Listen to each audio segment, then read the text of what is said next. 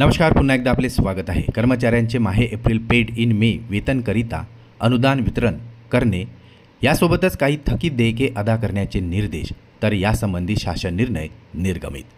चला तर पाहूया याविषयी सविस्तर बातमी।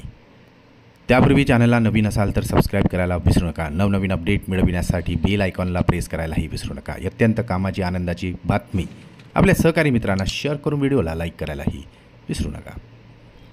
शालेय शिक्षण आणि क्रीडा विभागामार्फत निर्गमित करण्यात आलेल्या शासन निर्णयानुसार कर्मचाऱ्यांचे माहे एप्रिल पेड इन मे 2025चे वेतनाकरिता अनुदानाचे वितरण करण्यात आलेले आहे।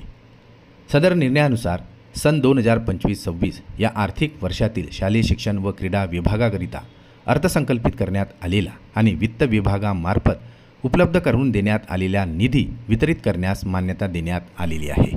सदर निर्णयानुसार राज्यातील सर्वसाधारण शिक्षण, प्राथमिक शिक्षण, नगरपालिका शाळा, जिल्हा परिषदांचे प्रशासकीय अधिकारी, प्राथमिक शिक्षण, अशासकीय शिक्षणशास्त्र कनिष्ठ महाविद्यालयांना सहाय्य, याशिवाय अशासकीय शिक्षणशास्त्र कनिष्ठ महाविद्यालयांना परिरक्षण अनुदाने उपलब्ध करून देण्यात आलेली आहे।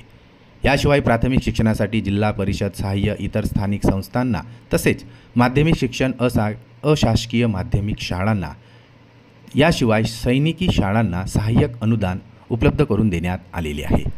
तसेच वृद्ध, विकलांग व निराश्रित व्यक्तींचे कल्याण या लेखाशीर्षकाखाली सुद्धा निधीचे वितरण करण्यात आलेले आहे।